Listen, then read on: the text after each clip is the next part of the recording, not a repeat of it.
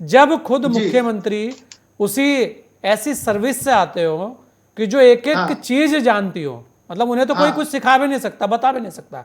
हाँ हाँ, आईआरएस के बड़े अधिकारी रह चुके हैं। जी। इनकम टैक्स कहाँ छापा मार सकती है, कहाँ आपकी चीजें पकड़ में आ सकती है, हाँ। ये चीजें भी आपको पता है। अच्छा, अगर कड़ियां को, अगर मुझे लग रहा है संजय भाई सही से अगर आप जोड़ो तो कई सारी चीजें सामने निकल के आती हैं। देखिएगा, ये 5 फरवरी 2021 में नई आबकारी नीति को लेके इन्होंने मसौदा तैयार बिल्कुल, करा। मंत्री समूह और का गठन हुआ था उसके, उस दिन। जी। हाँ हाँ, उसके बाद में 15 दिन बाद, 20 दिन बाद, 25 दिन बाद, 31 मार्च आते आते इन्होंने 5 बार उनको अमेंडमेंट किया, पांच जी। बार बदलाव करा। तो आपको लग रहा था कहीं गड़बड़ हो रहा है और कुछ चीजें छूट रही हैं, कुछ आपको जोड़नी है, ये सारी चीजें हैं। इन अनियमितताओं को लेके जो कल गुप्त जो दस्तावेज सीबीआई ने अपने और पाले में रमेश लिया भाई, है। एक चीज और थी इसमें, एक बात बहुत हाँ महत्वपूर्ण थी कि शायद उसी दौरान उसके बीच में ही पंजाब का चुनाव भी चल रहा था, जिसे लेकर शायद बहुत ज्यादा गंभीर सरकार थी। नहीं, इसमें समझने वाली बात है।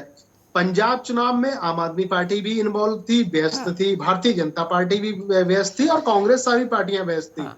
तो आम आदमी पार्टी को उस समय ये लगा होगा कि इस समय किसी की नजर हम पे नहीं आएगी। हाँ। आबकारी नीति को लेके किसी तरीके, भाई कांग्रेस ने 15 साल सरकार चलाई है, भारतीय जनता पार्टी ने भी सरकार चलाई है। हाँ। तो आप चुपके चुपके सारी चीजें आप नहीं कर सकते हो। आपने दिल्ली में 850 दुकानें खोल दी, आवासीय इलाकों में भी दुकानें खोल दी, हर जगह हाँ। आपने दुकानें खोल दी, हर वार्ड में एक एक दो दो दुकानें खोल दी। इसकी जरूरत नहीं थी, इतनी जरूरत नहीं थी कि आप पूरी तरीके से।